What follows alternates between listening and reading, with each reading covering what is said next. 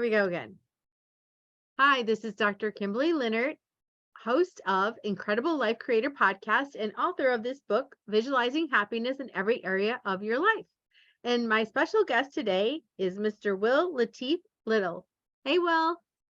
Hello, how are you, I Kimberly? am great. Thanks for being on here. And just so people can get to know you, I'm going to read your bio real quick, and then you tell us our story. So, Will Latif Little spent his youth running the streets of Philadelphia. Growing up in a fraught environment, Will looked to his surroundings for leadership and advice, eventually finding what he needed in gangs, drugs, and violence. His experience led to a gunfight that took another man's life, a man just like him. With a baby on the way, Will found himself serving a long-term jail sentence. But after holding his child for the first time, he vowed to change his path. While incarcerated, Will, self-educated, became an insatiable reader and mentors his cellmates. Today, Will is a social entrepreneur who has inspired thousands of people as a keynote speaker, coach, author, and film subject.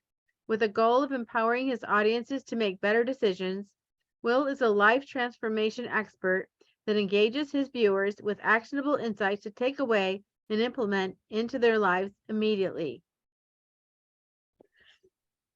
You still with us, Will? Yes, I'm still here. I just bring some more light in.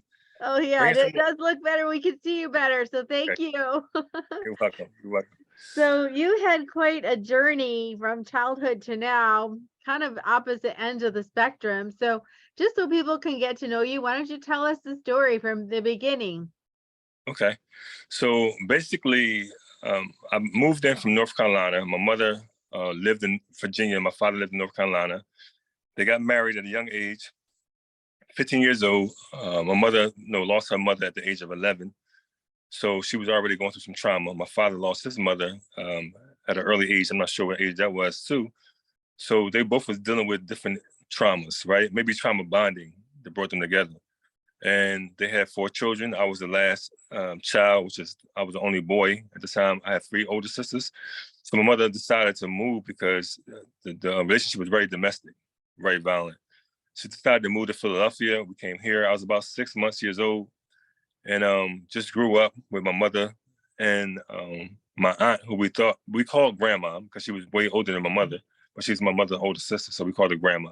Mm-hmm. So she became my grandmother, and we struggled. Mother struggled trying to get jobs, coming to a new city, a big city as it is. Seen a lot of the drug trade here, growing up in the rough neighborhoods of South Philadelphia and North Philadelphia and West Philadelphia.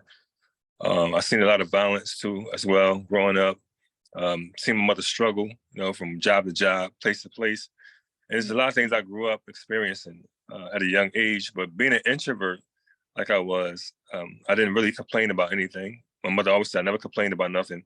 I was always quiet in the house. She could never really find me, that she came looking for me. So how quiet I was. I was basically like to myself a lot, just trying to just watch and watching things. So I wasn't much of a talker. So I grew up just trying to figure out who I was, my identity, because my sister had someone to look up to, like my mother and my aunt, but I didn't have no one to look up to really figure out who I was, identify myself with someone. So it was kind of like rough on that end, just trying to figure things out, what boys do, what girls do. I mean, because I'm a house full of women. So my aunt, she took me to move with her for a while. So I wound up moving from one place to another place, and then back and forth between my mom and my aunt. And as I grew older, I lived with my mom. I seen her get into different fights with other guys. My mother, she was kind of rough. So she ain't take no mess. She got to take care of her daughters. She got to protect her daughters from predators and things of that nature. So she's from down south. She's sturdy. She's strong. And she knows she's in a rough city. Me growing up seeing these things, it's like, I had the idea, like, when I get older, I got to be able to protect my mom and my sisters. I mean, I can't be a scared little boy. I can't be afraid of the dark. So all these different things is going through my head as a kid, like, who would I be? How would I become? And things of that nature. So it was always in my mind, being a protector of my family, being a protector of myself. And going to different schools, I got into different fights with different guys, because maybe they was jealous of me because I'm a new person, the girls like me. Or maybe they thought they could push me over because I was real quiet, didn't respond, didn't say nothing to a lot of people. And I just grew up just really watching people's character and their mindset. And I just turned to fights. Me fighting people. Every school I went to, I had to fight somebody. I knew that was initiation. I already expected that. You know, my mother didn't know what I was going through. My aunt didn't know what I was going through because I would never share that with them, what I was going through. I just tried to deal with it on my own. And I always would wish like my father was around, like I had somebody to help protect us. If I had a bigger brother, maybe protect us. But I didn't have those things, so I had to become those things myself. For myself. So one day I moved back with my mother at the age of 13 years old. She had a boyfriend for a while, about 6-7 years, but he'd get drunk too. And he'd be in the streets, he carried guns and things of that nature. So these are things I witnessed. You know, I would see him and my mom fight or argue a lot. But when I came home this time, I was 13 years old, they got into a fight. I wasn't having it no more. Like, nobody, I got to stand up for my family. So I wound up getting in a fight with my mom boyfriend. And then he's like, you think you're a man now? You think you're a man? All right, come on outside if you think you're a man. So I said, I'm coming outside, my shoes on, because I had like a temper problem too as well. And my mom said, don't go outside. I don't want him to hurt you. I said, no, I'm going outside. This is the last time he puts hands on you. Yeah, I'll be fighting. I'm going outside. So I put my shoes on. She told my little sister, go out there with me. I said, no, I told her to stay in the house. I stay in the house. You can't do nothing. You can't help me. I mean, so stay in the house. I don't want her to get hurt. So I'm thinking about her too. So I go out there, and then he grabs me, put his hands on my chest, pushed me up against the wall, pulled out a gun and put it in my face, about 2 inches away from my face. And I just looked at him. I just stared, and I was getting angrier. I wasn't afraid. I was just getting angrier. Then eventually I blacked out. So I would hear him. I would see his lips moving, but I couldn't hear nothing he was saying. And it's the first time I ever experienced that. I never experienced that before. And I guess because I got so angry at the time, just thinking about how you take advantage of a woman, how you take advantage of a kid, So I went back in the house. My mom's like, "You all right?" I said, "Yeah, I'm all right." I said, "You all right?" She said, "Yeah, I'm all right." So I just played it off like nothing was. I didn't realize nothing happened, or I didn't know that was really I experienced trauma at the time. I didn't know that. I just noticed when I got a little older, the change in me being in the streets, the attitude I had, the fear I did not have no more. I used to be afraid of the dark. Now I'm no longer afraid of the dark. I'm no longer afraid of fights. I'm no longer afraid of being. I'm not even afraid of death. That's what my mom was there. I'm not even afraid of death anymore. So I would do things that could really took my life or detrimental to my health, and I didn't care about that. I wasn't afraid of it. So growing up, then getting into the drugs trade, trying to make money for myself, fend for myself. So my mom ain't got to pay for my haircuts no more. I ain't got to wait for her to buy me new sneakers because I was dogging my sneakers out playing basketball. Now I can get my own thing. I get my own stuff without her even knowing it because she's busy at work trying to take care of 5 children. Mm-hmm. So got to school, did really good at school, academic wise, but I got bored with school eventually. Got bored with it. At that 9th grade, I didn't even go to my graduation. I just told my mom I didn't want to go. I didn't feel like going. I didn't feel good. But I didn't feel good about passing. I didn't feel good about none of that stuff. So I eventually got into hustling really heavier. Hustling really heavy, selling drugs, had workers selling drugs for me. Had a car that mom didn't know I had when I hid it around the corner. I was looking to move out, get my own apartment, say that me and my friends going to live together, something like that. So she won't really know where I was getting money from. I would hide my sneakers that cost $200, so she won't ask me questions about it. Things of that nature. So I was real sneaky with things that I was doing, and it went unnoticed with her until I got locked up, and I got arrested for drugs one time. Then she knows that people telling your son sell drugs. He be hustling on the street, et cetera. So she asked me about it, and I was like, no, I just did it to make money for a little bit, but I ain't doing no more. Mm-hmm. But I bailed myself out. I just told him that the courts bailed me out, but I bailed myself out. And I just didn't go back to court. Then eventually a friend of mine got murdered. He got shot like 11 times. Mm-hmm. And that was more trauma. And on top of that, and I was angry. And I was hurt. I didn't know how to deal with it. I didn't know how to cope with it. My friends didn't know how to cope with it. We just got angrier more and just more violent, So eventually I got into a shootout and I killed another person, another young man that was my age, who had the same dilemmas, the same problems that we had. Didn't grow up with his father. And it was just young people just like that, inner city youth, just like that, that mindset, that mentality, and the reasons why. We got locked up, me and my co-defendants, like 3 of us, 4 of us all together. Got a slew of charges: murder, attempted murder on a witness, aggravated assault, conspiracy, gun charge, and they were seeking the death penalty. I was 19 years old. My mom was like shocked. She was worried. She was stressed out. She couldn't understand what become of me, her son, a little baby boy, because she didn't know all the things I was into. So I just told her that everything will be all right. I said, I'll be cool. I'll be good. I'll be cool. I know she didn't know the kind of, because I'm a good kid at home, but on the streets, I'm a whole different mentality on the street because I had to be this way. You know what I mean? I had to be emotional less. I mean, I had to dehumanize myself to see the things I saw, to do the things I've done, and to feel the way I felt. So she didn't realize the person I turned into, and I was in the roughest jail. So she was worried about that. The jail was always in the news for killings, for fires, for riots. And I said, I'm okay, man. I'm cool. I'll call her home. I'll make sure I call. I'm good. You ain't got to worry. And she was worried to death. And I didn't want to take her through all of that. So I always try to comfort her and let her know I'm okay. I'll be good. So I would get visits from my sisters and everything. Like they'd come up all the time supporting. I tell her the case is looking good. I may be home. You never know.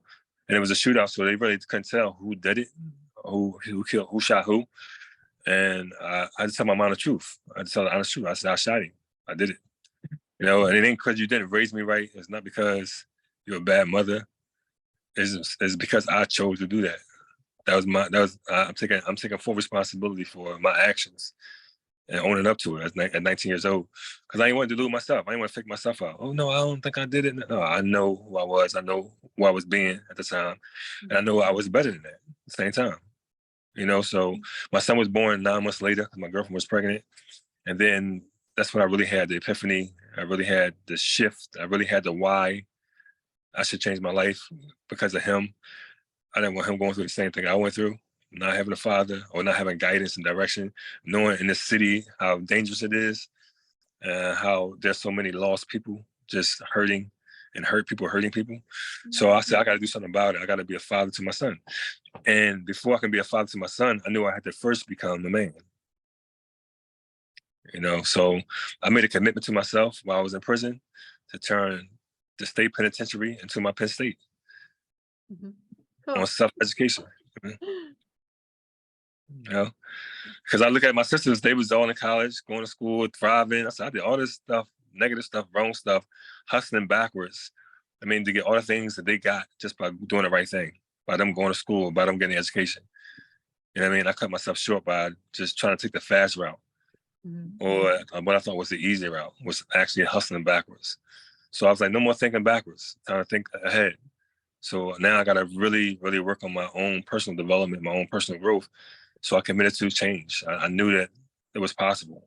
Even in an environment that I was in prison, was violence and chaos and enemies and, and geographicalness. I said, if I want to change anywhere, I can't. If I go home, I can't wait till I go home. I got to do it in this environment where it's really rough, where it's really going to be challenging, where I'm really going to be uncomfortable, where I'm really going to be tested. My anger going to be tested. My emotions going to be tested. And so that's when you change it. You don't change in comfort. You only change in discomfort. I totally agree. That is when we change. So how did you know where to start when you said, okay, I'm going to start, I'm going to change? How did you know where to start, or where did you start? I didn't know exactly where to start. I didn't know nothing about personal development. That's not taught in our community. I didn't know nothing about reflection, even though we do it often, right? But I didn't know the benefit of reflection. I didn't know reflection was freedom. So just praying to God and just thinking like, what can I do? I'm gonna go to God first. I mean, even though I was religious, grew up in the church and everything else, I said, let me just go to God and just forget all about religion. Just go to God and just ask him for guidance, and when I sat in my cell, I just sit there and I was just thinking, because I'm a thinker anyway, I'm an introvert. So I just started thinking about my life when I was younger, like who I was, what I wanted to be. I wanted to be a police officer. I wanted to be a ball player. I wanted to be this good person who gave back to the community. That's who my original thought was. That's my original thought. But what the streets made me was something totally different. Then I realized what the streets made me because of what? Because of trauma, because of the experience I experienced. And the things that happened to me, the things that were unresolved, and the things I didn't get treatment for or therapy for, that I was dealing with on my own the whole time. And then I started reflecting on that, like, oh no, I'm better than that. And how can I be better? And I know I could be better. So I believe that I could be better, even in that environment, even though they're not offering the tools that you need in order for you to become a better citizen to society, a productive member of society, if anybody's ever released, because now it's a warehouse. It's a warehouse for people, And I realized the system. I looked at the system and see how it was operating. I seen the flow of people coming in and out, how many young Black men coming in jail with murder for another Black man. and just looking at the system, how the CEOs and how they treat you and how they can do anything with you and nobody would know. Just not want to be in that system. Seeing an old man mopping the floors at 60 or 70 years old, that's not my life. I don't want to be that. So I got to do everything I can right now to develop the keys I need in order for me to set myself free. And not physically, but mentally, emotionally, spiritually, Mhm. you know? Yeah. So when you came out of jail, did you reunite with your son and your girlfriend? Well, at the time, when I came out of jail, 10 years later, I worked on myself for 10 years straight. Oh, no. Got myself together. I became like a leader in jail too, giving good advice for younger men who, were stressed out about their time or doing life in prison. And then I came home. I wanted to do the same kind of work. I wanted to come home to the schools. I wanted to go back to the environment where I caused the most mischief at and just try to just give back and set the scale straight with the negative energy and positive energy. I got my son. His mother moved immediately. Probably 3 months later, while I was still in the halfway house, she moved to Atlanta. And that was a heartbreak right there because everything I did to come home to him. Mhm. But I just understand that she had some own dilemmas that she was battling herself, that she had to get away from Philly. So I didn't get upset with her. I didn't get angry with her. Um, like I would have in my teenage years, I would have done that. But I had to be more understanding and considerate of what she was dealing with all the time I was going. So I said, let me just take my son. Let me just take him and let me take care of him because she already had a daughter at that time. So let me just take the burden off your back, and let me take the responsibility of raising him for the rest, of his life. And you had him the first 9 years, and she did that, so I was able to have to visualize the things I visualized with him, going to school, taking him to school, helping him with homework, going to the mall. These things I was able to do because these are things I wanted to do for him because I didn't have it done to me, so did. So obviously got good. And then, I had another son, had a girlfriend, had another son. So I had two boys and just trying to be a father to them, trying to show them the right direction, trying to empathize with them, teaching them the correct way, showing them love. That most men don't show their sons love because they think they got to be strong or got to be tough and things of that nature. I just trying to raise them differently and, the right way. Mhm. Based on the way I was raised or the way I thought that life was, that give them a whole different visual picture. So by me learning myself and teaching myself, tapping into my inner self was all the tools I needed, Mhm. of perseverance. What's the other word? Resourcefulness. Because when I come home, the city, they weren't supporting ex-offenders, especially convicted murderers. You couldn't get jobs nowhere. You couldn't get apartments. You couldn't get nothing. It was really just shut you down. So you either had to persevere and figure it out, or you go back to the same routine you always did and go back to jail. Like that was the revolving door for a lot of people. I didn't want that for myself. I deemed to myself never go back to jail. No matter what it was, it's nothing harder than being in jail. It's easier out here than being in jail. So whatever challenge I face out here, obstacle I face out here, hurdle I have to get across, it's nothing compared to jail. So I stand up on it and get through it. And now that I educate myself more and more when it comes to life, understanding the principles of emotional intelligence, how you embody that, how to practice that, how to implement that in times of need, understanding the human system, your mind, your emotions, your feelings, your ego, your drive, other things like perseverance and development and gratitude and greatness to be able to share that with other people who have no awareness of none of these things. Mhm. So to give them the tools they need in order for them to heal themselves, in order for them to navigate their life in best practice, to be a better version of themselves in this world, and be an asset to society, not a liability. So this is the work I've been doing.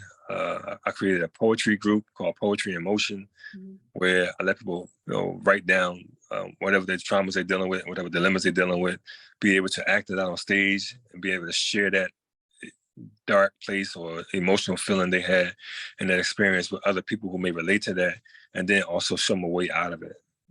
You know, so we did that. I did classes. I did mentoring classes in the barbershop. I started cutting hair in the barbershop Mhm. with hundreds of kids that came to the barbershop every Monday. We funded ourselves. Basically, we didn't get no funding from the city or the state. They never supported it. So we just kept it going ourselves. Got some of the community members that get involved, have cookouts for the kids, take them on little hiking trips that didn't cost no money.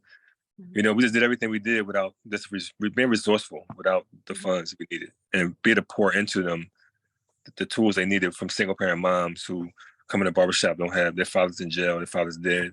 So even helping them, supporting them, even with the girls, having some of the salons mentor the girls. You know, we all come together for the big events. And then I started teaching adults. I realized that the problem wasn't the children, the problem was the adults. You know, so I started a class on emotional intelligence with the adults. How you manage your emotions, how you deal with your childhood trauma, how you able to articulate yourself, and the art of conversation, understand how to communicate, how to express yourself, how to receive information, you know, how to take constructive criticism. All those different things, these tools are got to be taught. We're not taught life. We may be taught academics, but we're not taught how to live. So most people are in survival mode. That is so true. Yeah. So just going back in your story, so when you did come out of jail, and you were saying, you know, it's almost impossible to find a place to live or a job or anything when you first come out of jail. So what do most people do, or how do they handle that? How do they actually find something? Well, some, like I said, it's slim to none, because some people don't have, they may burn their bridges. They was on drugs, like that, so their family members don't accept them no more. They don't trust them no more. If they've been in and out of jail because they didn't get the right help or therapy they needed. So some people, they fall to the wayside and wind up going back to jail, be their second home. Others, they may have good support system. Like I had a good support system. I had my sisters, my mom, they was all there for me. But like I said, I didn't want to put a burden on them either. So I had to really try to handle my own stuff. Getting a job, you know, getting the support of a job, whereas though I didn't want to go back to hustling and selling drugs. So one of my motto was progress over pride. I can't worry about the nice clothes and the nice shoes and the cars that my homies had, the things I used to drive as a teenager. I can't drive those. I got to get on the bus. I can accept it, you know, because I know for the long haul, I'm in it for the marathon, not the sprint. Before I was in it for the sprint. Now I'm in it for the marathon, because the marathon lasts longer, right? So that's how it kind of happens. That's why the recidivism rate is really high. We're not getting the right, they're not getting the right help or the right support or the right programs, you know, to help them really tap into their inner self to become the person they're designed to be. And that most of the biggest crisis that we face is identity. Yeah. And now that we're in the age of attention, everything is begging for your attention. Yeah.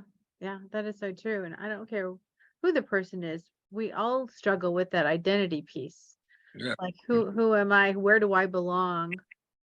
What is my reason for being? Yeah. Exactly. So I help people find that. As a life coach, now I help people find within them to discover themselves, where they are and who they are, you know, and what they could possibly become, and the greatness of humanity.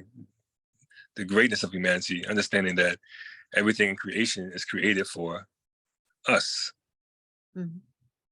That shows your greatness, you know. But you got to see that in yourself. You got to believe it, but in yourself first, you know. That is so true. So how old are your sons now? Well, my oldest son, he's 33. With two twin boys. My other son, he's 23. He has no children. My other son is 18. No, 18. We graduate this year. He has no children either. So then my daughters, you know, they are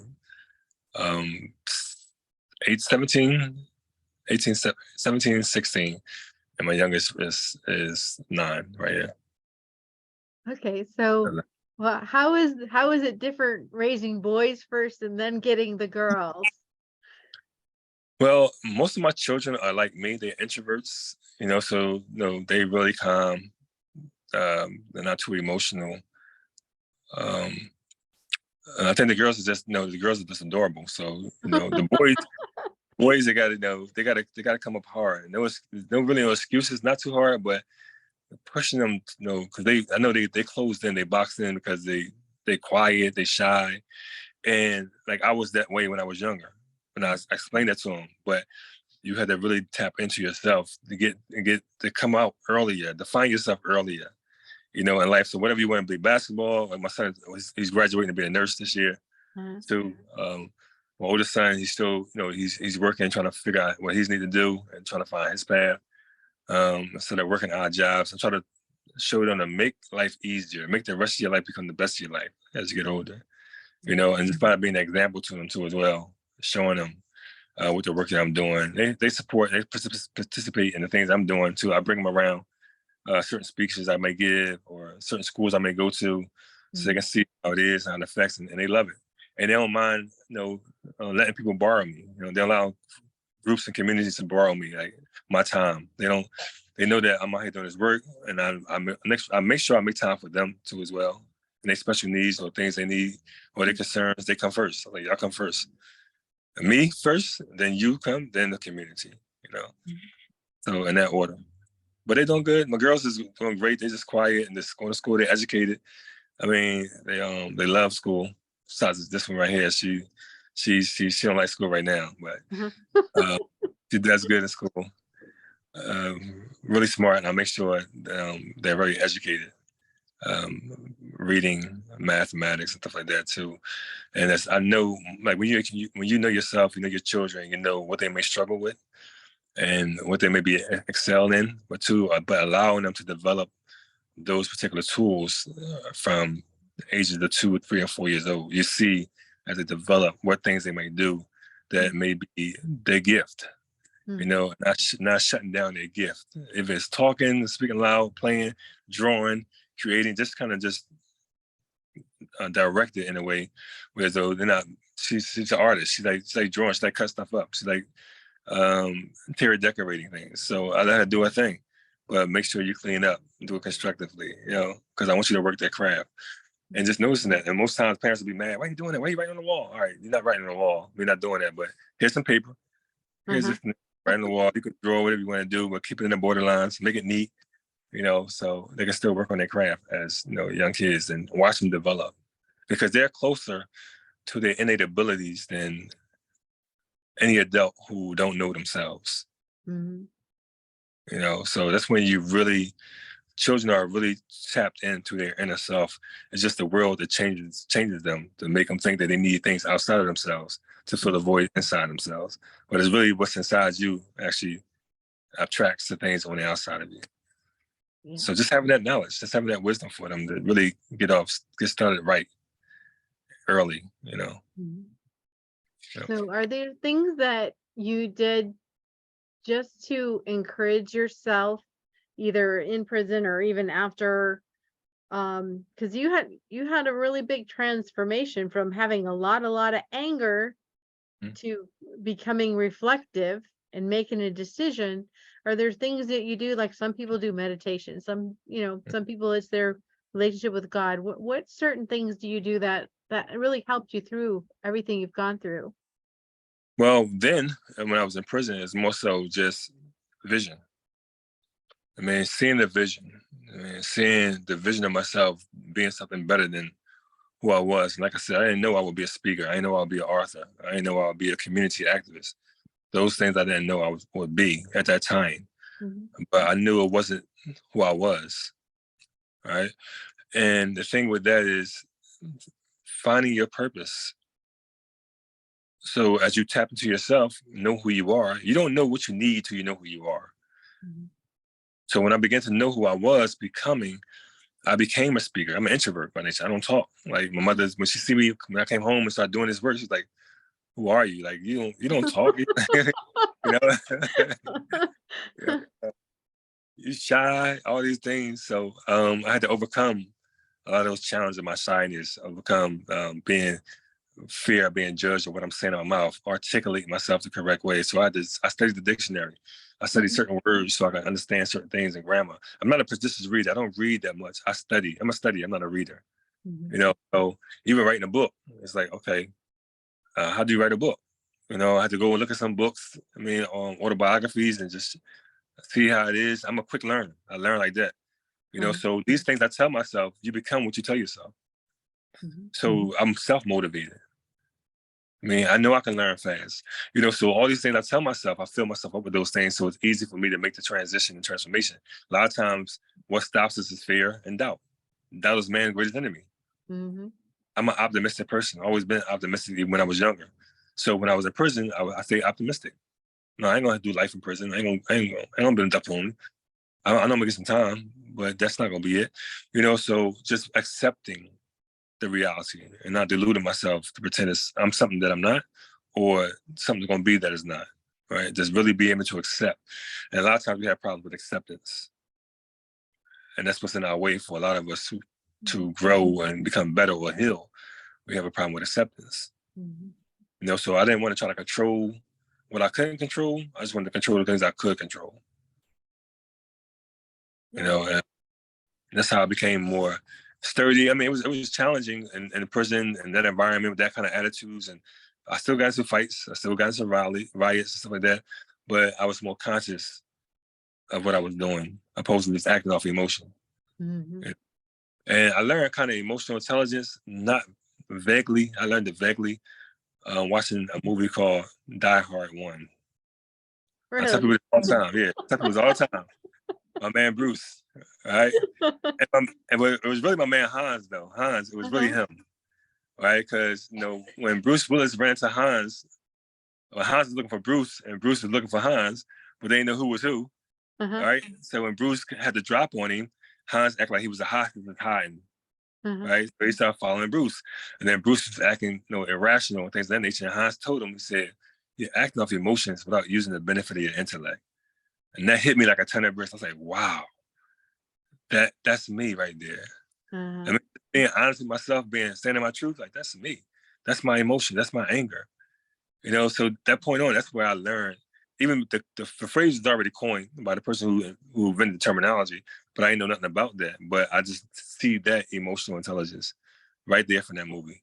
If I ain't get nothing else out of that movie, that's the one thing I got out of that movie that was really beneficial, that helped me in my transition. Because now I'm also managing my anger. So I went to anger management class to learn about anger management. What kind of anger do I have? Why do I have this anger? I became more aware, more self-aware. Now I'm able to self-aware, and now I'm able to self-regulate, self-manage. So I kind of took myself through personal development when I was in jail. So when I came home, a lot of things, the challenges I face, I'm already in personal development with myself, and everything I needed was already in me. Beautiful. So you mentioned your book. Talk about your book. What did you write about? My first book was my autobiography. I See Why.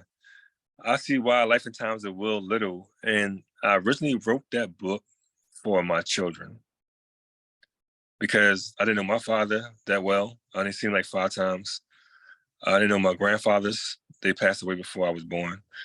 I didn't know my history. I didn't know who I was. I was able to identify my father once I got out of prison and went to go see him as an adult, to see his hands, see his face, see how he talked. Then I started identifying myself with him, So when I wrote my book, it was just that I wanted to write something for my sons or my daughters or my grandsons or my great-grandsons can look back and say, "Dad, my father went through this. He persevered. He got through it. I can get through it. He was an artist. He was a poet. He could do this. I can do that. He's a writer. I can do that." So just to give them some identity, and let them know that what is possible for you to do, overcome. And when I wrote the book, I was in a barbershop at the time. I finished it, then people started coming and buying it, and more people bought it. And I love this. I didn't know nobody's gonna relate to my story like that. Like, who am I? Ain't nobody. I'm saying so. The way I articulated it and the way I wrote it, I put some poems in it that kind of reflected my life, and everybody just loved it. It's for sale. Now it's 5 stars on Amazon. I've been 5 stars for the last, I don't know, 10 years. Congratulations on that. That's awesome. Yeah, thank you.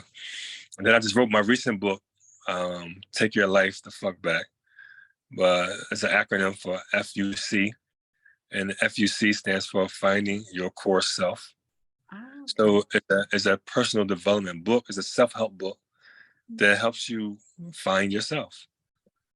Helps you get like self-awareness, self-management, self-reflection, self-inventory check, why that's important. Self-management, after knowing all that, understanding emotional intelligence, understanding universal laws, the game of life, the rules of life, understanding meditation, the importance of meditation, and all these different tools that we use to help people transform their life. And I've been transforming lives since I was in prison. I mean, for the last 30 years, I've been transforming lives. And when I came home, I transformed more lives and transformed. Now I'm still doing the same work here. I got a live class I do every morning on Instagram for the last 20 months, every Monday through Friday, 7 a.m. I wake up, 7 a.m. I do a personal development class on different topics of self-healing, self-growth, mindfulness practices, a set mindset, a growth mindset, emotional intelligence, fear, anxiety, anger, how that impacts your health. I mean, so everything that deals with health and wellness, and all the ills of society that we're dealing with and how we kind of can be able to change that in best practice, So the self-help book is basically for that too. Individuals, schools, teachers. I know everybody under a great amount of stress, especially after COVID. And different companies, police officers, firemen, highly stressed environments, prisons, teachers, very stressful environments right now. Service providers who are providing service for the community at risk, youth, or incarcerated inmates who come home, homeless people, drug addicted people, individuals like that who can really get to this book. And if they want to participate in their own rescue, they can really rescue themselves from the walls they build up around them that's preventing them from becoming a better version of themselves and creating their best life. Beautiful. And then you also do some speaking. Now, what kind of groups do you speak to? All groups. I speak to from first graders to 12th graders, college students, millionaires and billionaires all over the country, from doing conferences all over the country, speaking at different events all over the country, workplace and work environments, Fortune 500 companies to help them scale, create a culture within their businesses when it comes to emotional intelligence, teaching that too. What else? Mentoring groups, programs, prisons, group homes, different curriculums and programs. We sit with them and be able to help them, in best practice, find their best self. So I speak to all different types, all different target populations over the last 24 years. Real estate companies, everybody who's just striving to be better and scale as you versus you, right? As you versus you in everything you do. So how you show up creates the outcome of your experience. And a lot of us don't know that we get who we are, not what we want. Yeah, that makes total sense. Yes. So if people wanted to book you, where do they contact you? Well, they can contact me by email under willlatiflittle.com. willlatiflittle@gmail.com. They can find more information about me. If they Google me, they find a whole bunch of information on me. The work I've been doing, articles and documentaries and things of that nature that's on Amazon. They can find my book on Amazon Prime too. They find the first book, I See Why, but Take Your Life Back is not on Amazon. I'm not gonna put that on Amazon. I'm just gonna ship it out myself. For the rest of my books, I'm gonna do it myself. And that's Instagram. My Instagram page is Latif, LATIF_MUHSIN. My Facebook page is Will Latif Little or Will Little. I have 2 pages. What else? They can find me at my website, willlatiflittle.com. And they can go book Will. It's right under there, book Will. Okay, well, you've made it simple, just your name all over the place. So Yeah. Right. Well, wow, you've just shared so much. So thank you. And at this point, I have just a personal question for you. What gives you the most happiness and fulfillment in your life at this point? My children, for one, being able to be there for them when they need me. Also, the look on an expression on somebody's face when they've been fighting life for weeks, months, or years, and then to see the change when you fill them with the tools they need to inspire them to do better. And just looking one-on-one sessions or even group sessions, just seeing the face like, Dad, wow, I didn't know that. Something as simple as that, I didn't know that. Oh, I'm ready now. I got the tools. And that excites me right there. That's what I love the most. Seeing that light up, that light bulb light up in their head. Yeah, beautiful. Well, thank you so much for being on the podcast today and sharing your story. And It's quite a story, and you overcame a lot, and you just shown people that, you know, All right. you can turn anything around. You really can. Yes, you So I can. just, So I just have one last question before we finish. What is your best advice on living an incredible, amazing life? The best advice for living an incredible life. See, most of our problems come from things that go against our happiness, right? So you can live a happier life if you learn to accept the things you cannot change the things you can change, and be a support of somebody else. Beautiful. Well, thank you so much, Will. Yes, you're welcome. Thank you for having me. Yeah, we'll talk to you again soon. Yes.